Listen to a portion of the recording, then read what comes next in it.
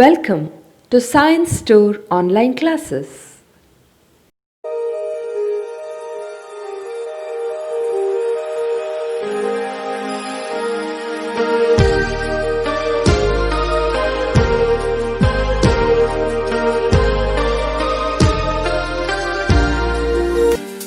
Don't forget to like our video and subscribe our YouTube channel for all the updates.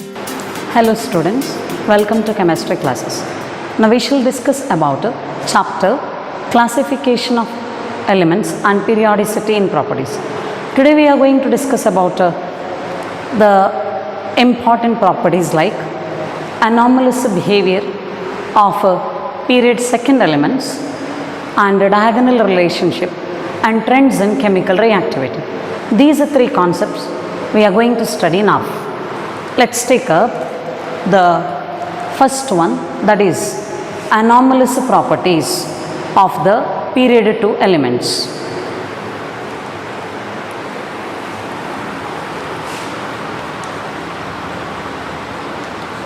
Anomalous properties of first member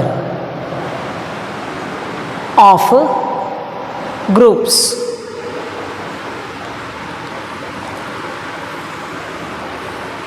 This anomalous behavior is shown by only first member of group 1, 2 and 13 to 18 or 13 to 18 elements. Means the representative elements, they show the anomalous properties, that is specially for the first member of these representative elements. These representative elements, first member of these group, belong to the second period. Second period elements show anomalous behavior, means their properties are different from properties of other elements in the same group. Say for example, if I consider group 1, in group 1 first member is lithium. Its properties are different from other members of same group. Means lithium properties are different from sodium, potassium, rubidium, cesium. In group 2, beryllium has different properties than the other members of the family. In group 13, boron. In group 14, carbon. In group 15, nitrogen. In group 16, oxygen. In group 17, fluorine have different properties than the other members of the same family. Such properties are called anomalous properties.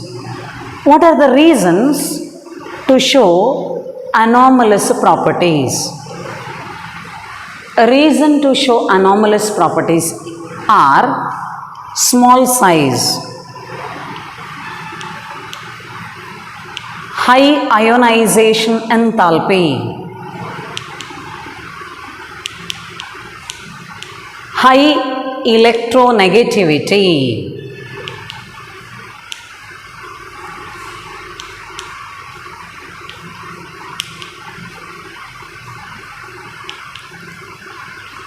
high charge by size ratio,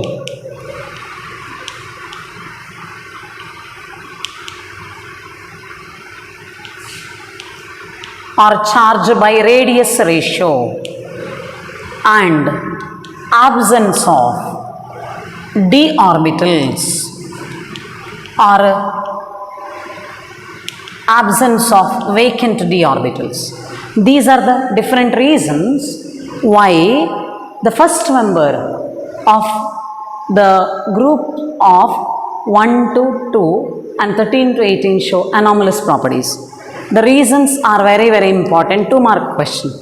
Reasons are small size, high ionization enthalpy, high electronegativity, high charge by radius ratio and absence of d orbital. Let's study few anomalies or anomalous properties. If I mention few anomalies shown by the first member of these groups are, one of the property is the first member of groups form covalent compounds. Since their size is small, generally the compounds formed are covalent in nature.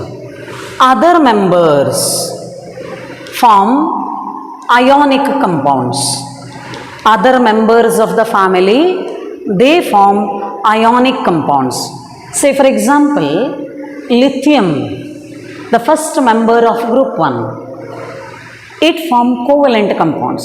Other members, sodium, potassium, rubidium, cesium, they form ionic compounds. This is one anomaly. Second anomaly is covalency. Covalency. What is covalency? It is the number of atoms or groups surrounding a particular atom. If I consider H2O, water, their oxygen is the central atom. It is surrounded by 2 hydrogen. So, in water, covalency of oxygen is 2. So, covalency is how many atoms or how many groups surround a particular atom. Generally, maximum covalency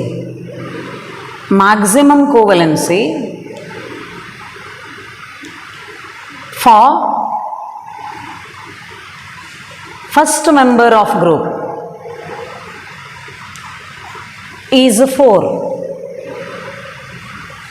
It is equal to 4. Maximum covalency for the first member of group 1, 2, 13, 14, etc. is 4. Why it is 4? Let me take first member of group 1, lithium. What is its atomic number? It is 3. So electronic configuration is 1s2, 2s1. Means there are 2p orbitals also in the valence shell. For these elements, outer electronic shell has 2s and 2p orbitals. 2p orbitals means what? 2px, 2py and 2pz orbitals. So, 4 orbitals are available for first member of these groups. They are 2s, 2px, 2py, 2pz. Since 4 orbitals are available, only 4 pairs of electrons can be accommodated. Hence, only 4 atoms or groups of atoms are possible around them. So, maximum covalency for them is 4. For others, covalency is greater than 4. Covalency is greater than 4. Why? Because third period onwards, there are vacant d orbitals available for the bonding. Hence, maximum covalency only for the first member of these groups is 4. For others, it can be more than 4. For example, in complex BF6 3 minus, in complex BF6 3 minus, here boron covalency is equal to 4. Look at here, why it is equal to 4? Here the central atom boron is surrounded by 6 fluorine. So boron maximum covalency is 4. Let's take another one, AlF6 3 minus. Here aluminum covalency is 6. Aluminum covalency is 6 because aluminum is surrounded by 6 fluorine. I'm sorry, here BF3 students, BF3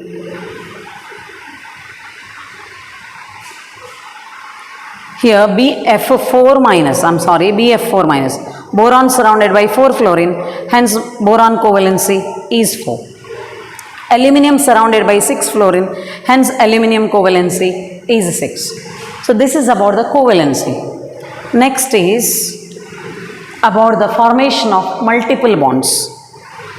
First members of groups form multiple bonds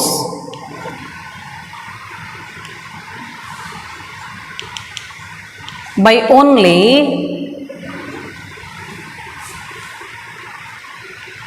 p pi overlap. P pi overlap. First member of groups form multiple bonds. So what is multiple bond? It is double bond or triple bond with atoms of itself or atoms of other elements. Say for example, if I consider group of 14 elements, the first member of the group of 14 elements is carbon. Carbon can form multiple bond with carbon. Carbon double bond, carbon is possible. Carbon can form multiple bond with another carbon, which can be triple bond. Nitrogen can form double bond with nitrogen. Then oxygen can form double bond with oxygen. Nitrogen can form triple bond with nitrogen. See here, atoms of second period have formed multiple bonds with atoms of themselves, or they can form multiple bonds with atoms of different elements. Say for example, carbon can form triple bond with nitrogen. Carbon can form double bond with oxygen. So this is how multiple bonds can be produced. All these multiple bonds are by p pi overlap. Why? Because here only p orbitals are available to form pi bond. How pi bond is formed? The orbitals which are parallel to each other, they overlap sideways. When they overlap sideways like this, the pi bond formation occurs. Here pi bond is only by p pi overlap, whereas other members of the same group form multiple bonds by d pi overlap. They can form multiple bonds with d pi overlap also. Why? Why? Because for them d orbital is available in the outer electronic shell. For the first member of every group, d orbital is not there, only p orbital is available. Hence, sideways overlap takes place, forming only p pi overlap, resulting in the formation of pi bond. So these are the anomalous properties of the first member of the representative elements. That is, first member of every family shows some difference in properties compared to other members of the family.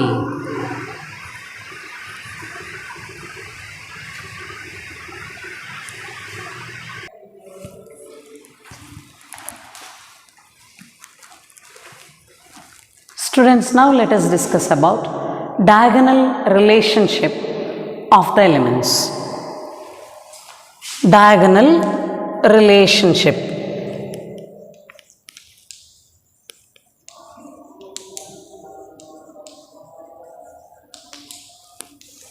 What is diagonal relationship? First member of a group. First member of a group show similarities in properties with the second member of a next higher group. So here the first member of a group shows chemical similarities with the second member of next higher group. What is the reason to show diagonal relationship? Reason to show diagonal relationship is similar atomic and covalent radii. The two members which are diagonally opposite to each other, their properties are similar. That is because of their similar atomic and covalent radii. And one more reason for the diagonal relationship is similar charge by radius ratio or charge by size ratio. These are the two reasons why the members show diagonal relationship. Now, which show diagonal relationship? If I consider group 1, group 2 and group 13, between group 2 and 13 D block elements come. Let's take up the second period and third period elements. In a second period, in group 1, the element present is lithium. In group 2, it is beryllium. In group 13, it is boron. In the third period, the group 1 element is sodium, group 2 element is magnesium, group 13 element is aluminium. Now we know the first member of a group shows similarity with second member of next higher group. Lithium is the first member of group 1. Second member of next group is magnesium. Their properties are similar. First member of group 2, beryllium, shows chemical similarity with second member of group 13. So, example for the elements showing diagonal relationship is lithium and magnesium, beryllium and aluminium. So, these are the examples for the diagonal relationship. Their chemical properties are similar. Next, let us move on to the periodicity in chemical reactivity.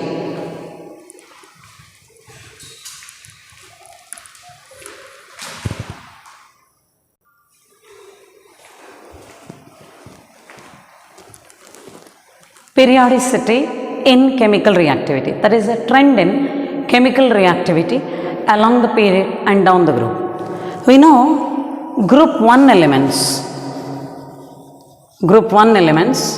have low ionization enthalpy compared to all elements in the periodic table. Group 1 elements, we know they are alkali metals. They have low ionization enthalpy, hence they have more tendency to donate electron. Whereas if we come to the extreme right side of the periodic table, we have group 17 elements.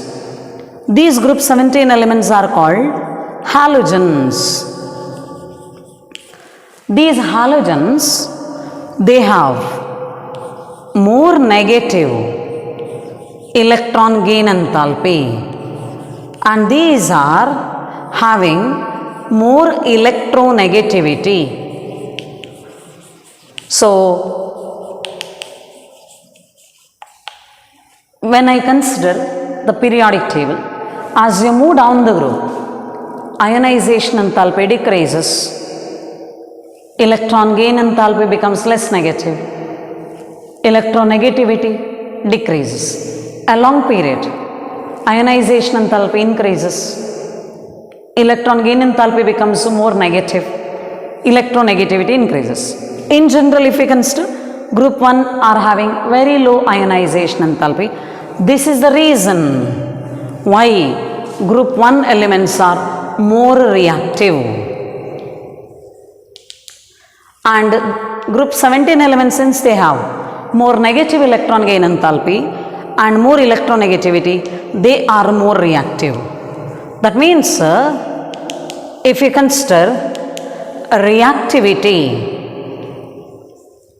a long period, reactivity in period, as you move from left to right, from group 1 to group 17, what do you find is group 1 electronegativity is high. At the center it is very, very less. After that it increases, and group 17 are again having high reactivity. So reactivity for the group 1 elements is more, it goes on decreasing, it becomes lesser at the center, then it starts increasing at the end of the period, that is for the group 17. So group 1 elements are highly reactive due to low ionization enthalpy.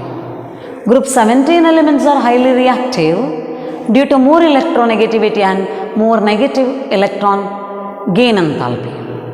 But at the center, reactivity is less. If you consider oxides and their basic nature of oxides increases down the group, and basic nature of oxides decreases along the period. Means at the extreme left side in the periodic table, we have group 1 elements, group 2 elements. Their oxides are highly basic. As you move along the period, what happens is the basic nature of oxides decreases and acidic nature of oxides increases. So this is about the comparison of basic nature down the group and along the period. So at the center of period, oxides are either amphoteric or they are neutral. Now let us study what are acidic oxides, what are basic oxides, amphoteric oxides and neutral oxide. Acidic oxides are those when dissolved in water produce acid. Whenever they dissolve in water, they produce acid. Such oxides are acidic. Example for such oxides are, in the extreme right side of the period, we find the less basic oxide, means a more acidic oxide. Example is Cl2O7. Another example is N2O5. These are acidic. When they react with water, they produce acid. Second one, basic oxides. These, when react with water, produce base. That's why they are called as basic oxide. Example for the basic oxide are the sodium oxide, calcium oxide, magnesium oxide. These are all examples. So we can conclude that generally non-metal oxides are acidic. These are all metal oxides. Metal oxides are generally basic. Metal oxides generally basic. Let's take amphoteric oxides. Amphoteric oxides are those which are in the middle. They are, say for example, aluminum oxide. Amphoteric oxide is that one which can react with acid as well as base. One which react with acid as well as base is amphoteric in nature. One example is alumina. Another example is zinc oxide. One more example, beryllium oxide. That means some of the metal oxide are amphoteric in nature. Next, neutral oxides. Neutral oxides, they do not react with acid, do not react with base. Some of the non-metal oxides are neutral in nature. Say for example, carbon monoxide, neutral. NO, neutral. N2O, neutral. So if I conclude, in the periodic table, when you move from left to right, basic nature of oxide decreases, acidic nature increase. In the middle of the period, oxides are either amphoteric or neutral. In the left side, they are basic. In the right side, they are acidic. Middle, amphoteric or neutral. So this is about the oxide basic nature and acidic nature. For the representative elements, that is for the S block and P block elements. For the D and F block elements, generally their oxides are basic because they are metal oxide. Only if the oxidation state of the metal is high, the oxides are acidic. Otherwise, generally D and F block elements show or form basic oxide. Very few are acidic where the metal possess higher oxidation state. So this is all about trends in chemical reactivity and acidic basic nature of the oxides. Students, here we complete the chapter classification of elements and periodicity in properties. Thank you. Don't forget to like our video and subscribe our YouTube channel for all the updates.